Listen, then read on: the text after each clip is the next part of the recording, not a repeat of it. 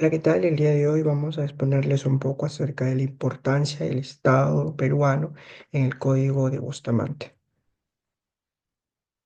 Bueno, de manera introductoria vamos a hablarles, como le acabo de mencionar, el Código de Bustamante, que es del año 1928, que es un instrumento muy clave en lo que corresponde en el derecho internacional privado, en lo que es toda Latinoamérica, ¿no? Esto nació en en la sexta conferencia panamericana, en lo que es La Habana, ¿no? Con el objetivo de la unificación, básicamente, de las reglas para resolver los conflictos de leyes jurisdiccionales en materia civil, comercial, procesal, penal.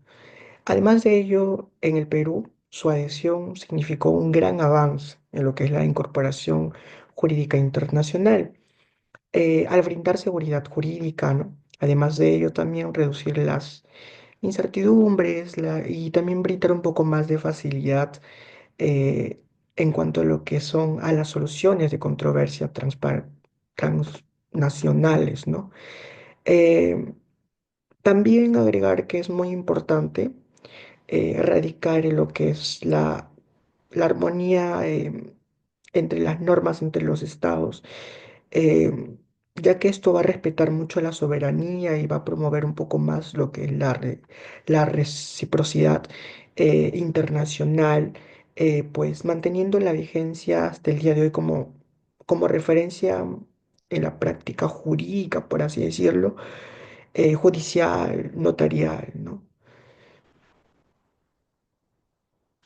En cuanto a los objetivos generales y los objetivos específicos, primero vamos a abarcar lo que son los objetivos generales, ¿no?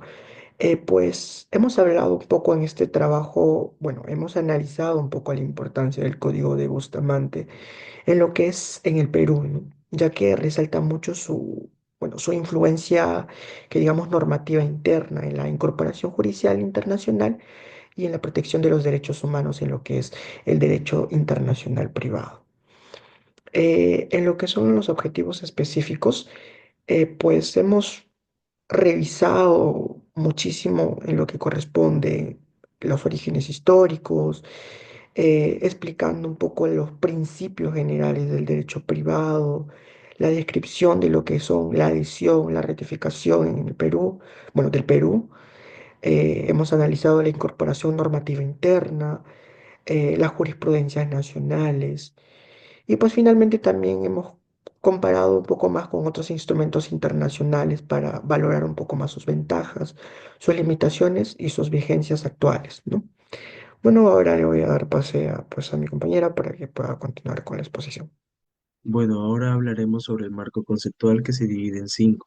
Como primero tenemos el DIP, que es la rama que regula relaciones privadas con elementos extranjeros, como la competencia, la ley aplicable y la ejecución de sentencias.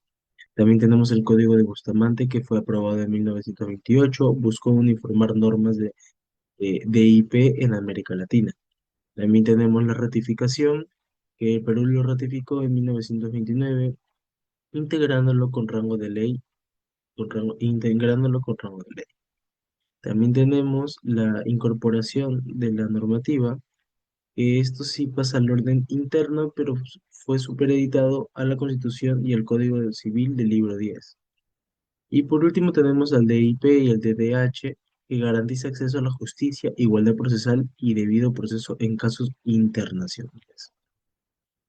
El, el origen del Código Bustamante nace en el marco de la codificación interamericana del siglo XIX y el siglo XX. Precedentes. Congreso y jurisconsultos en Lima de 1877 y tratados de Montevideo de 1889 y 1939. El impulso doctrinal peruano. Aportes: El Moro, el León Baradirian y Eugerium. Panamericanismo, proyecto político-jurídico de integración que permitió la aprobación en Habana de 1928. Por último, tenemos la valoración, que nos dice que fue un avance, pero su aplicación en el Perú fue parcial por la coexistencia de normas internas y tratados modernos. Estructura y código del Bustamante. Este es el primer esfuerzo de codificación de derecho internacional privado en América Latina y en el Caribe. A esta conferencia asistieron la mayoría de países hispanohablantes del continente, además Brasil y Haití. El Perú junto con Guatemala, Honduras, Panamá y Cuba firmaron el tratado sin reservas.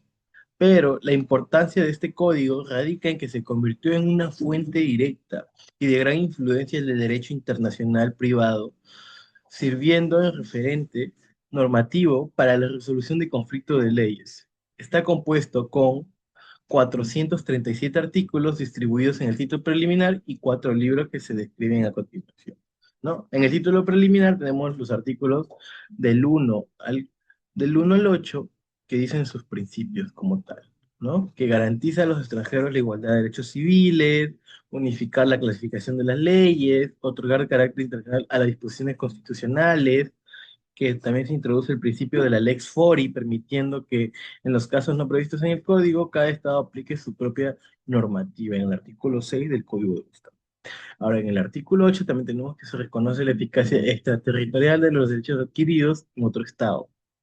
Además, en el libro 1 encontramos el derecho civil internacional, que aborda los principales conflictos de leyes en materia civil distribuidos en cuatro títulos: la nacionalidad, la naturalización, la personalidad civil, el domicilio, el derecho a la familia, derechos reales, sucesiones, obligaciones y contratos. En el libro 2 encontramos el derecho mercantil internacional, que regula las relaciones comerciales transnacionales, organizadas en cuatro títulos, las cuales son comerciantes y actos de comercio, registro mercantil, contratos de mercantiles especiales y comercio marítimo y aéreo, ¿no? Además, tenemos en el libro 3 el derecho penal internacional, ¿no? Que nos habla sobre el alcance de la aplicación de leyes penales, delitos cometidos en un estado por parte de un extranjero, delitos cometidos fuera de todo el territorio nacional, inmunidades internacionales, reconociendo la excepción penal de jefes de estado, representantes diplomáticos y su entorno familiar. En el libro 4, el derecho procesal internacional, tenemos que establecer normas de procedimientos aplicables en conflictos internacionales con énfasis en cooperación judicial. Pues se ve aquí la competencia judicial en materia civil, mercantil, penal, con excepciones, y también se ve la extradición, exhortos y cartas rogatorias. La extradición, como mayormente lo hemos visto, ¿no? En el Perú, varios presidentes que tenemos al Perú que han hecho la extradición. El derecho a la defensa, el régimen de la prueba y el recurso de casación como tal, los procesos concursales y rehabilitación. Y también la ejecución de sentencias extranjeras, tanto civiles como penales, ¿no? Este es un principio esencial.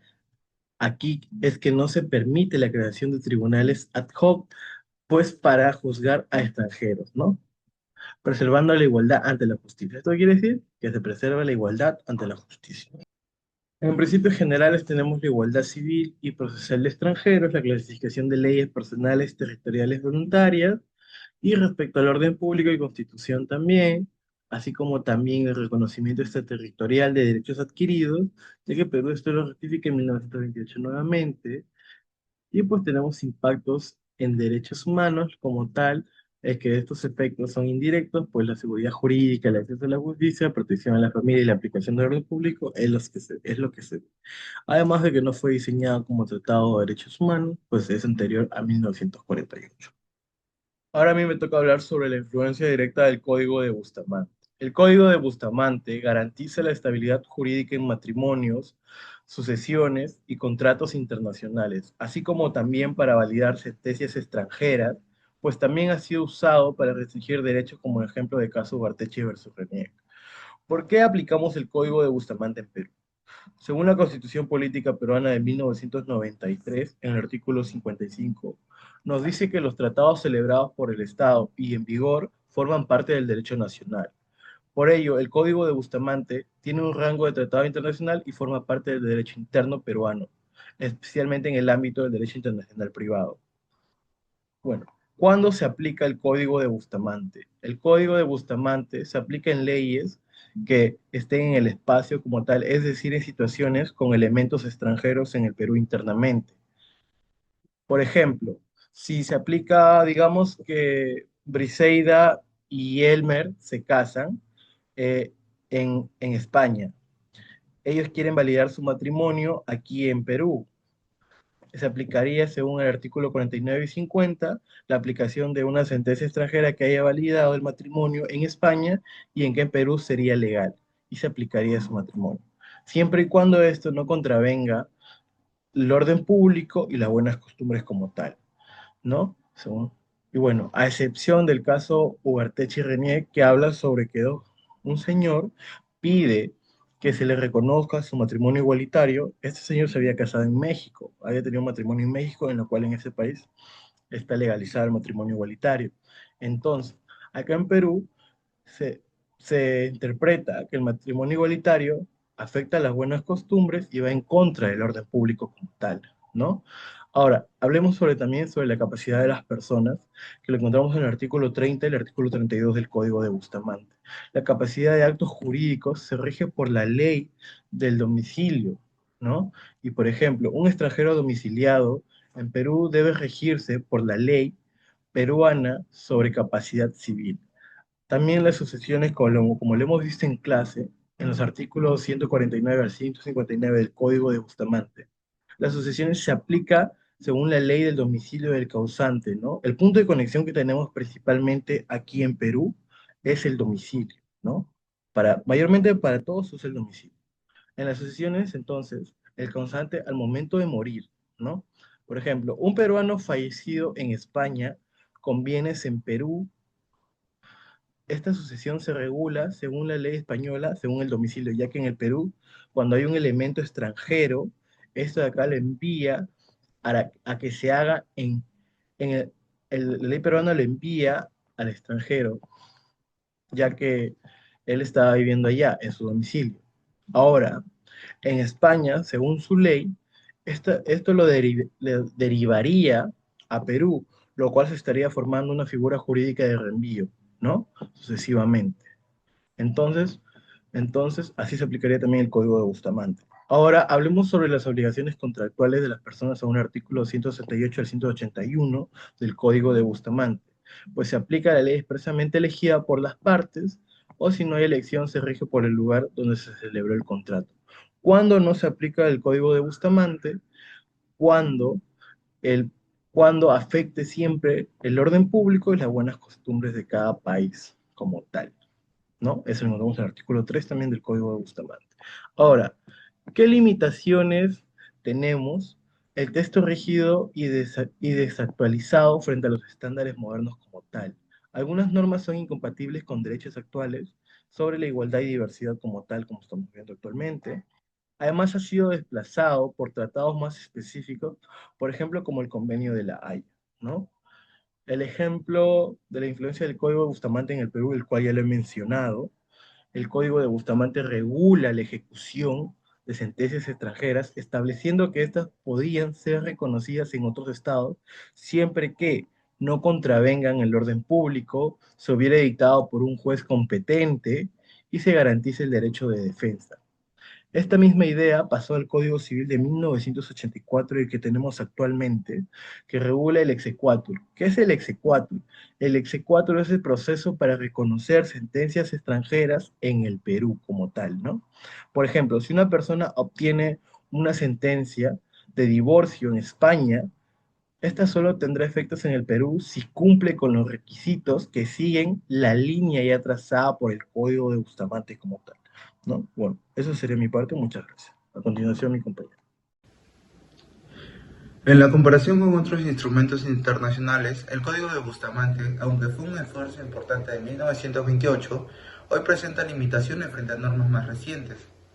Por ejemplo, la Convención de la Haya sobre la Apostilla de 1961, que simplifica normalmente el reconocimiento de documentos extranjeros, mientras que el Código mantiene rigurosos procesos y llenos de formalidades. También tenemos la Conferencia de la Haya del Derecho Internacional Privado, en su abreviatura la HCCH.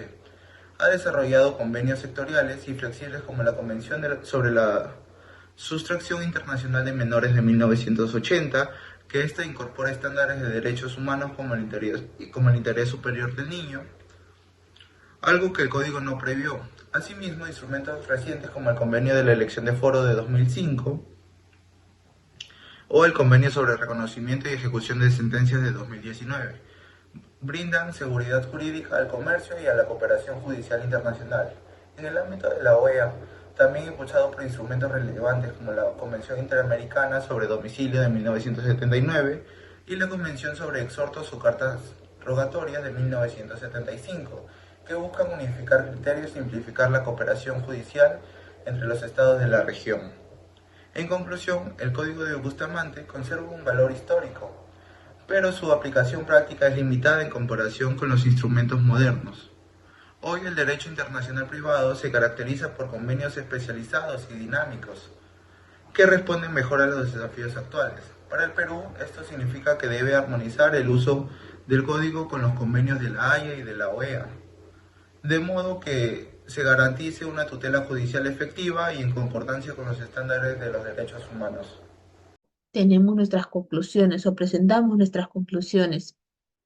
Podemos decir de que el Código de Bustamante fue el primer intento de codificación regional del derecho internacional privado, el cual proporcionó seguridad jurídica y uniformidad en las relaciones jurídicas internacionales y de los países latinoamericanos, incluidos acá en el Perú. Su ratificación por el Estado peruano significó un compromiso con la cooperación jurídica internacional y la integración normativa, permitiendo al país contar con reglas claras frente a los conflictos de leyes y jurisdicción, aunque su vigencia práctica ha disminuido frente a instrumentos internacionales más modernos.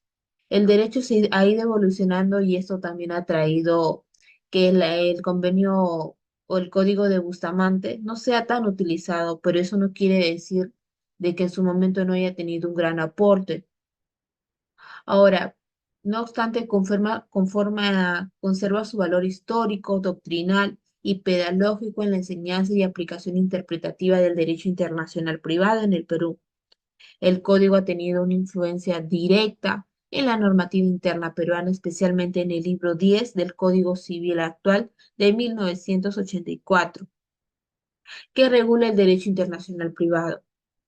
Entonces, frente a todo esto, nosotros mencionamos de que el Código de Bustamante tuvo un impacto positivo para el Perú, pues proporcionó un marco jurídico común para resolver conflictos de leyes y jurisdicciones entre estados de la región, lo que apoyó al Perú a tener reglas claras frente a problemas con elementos internacionales.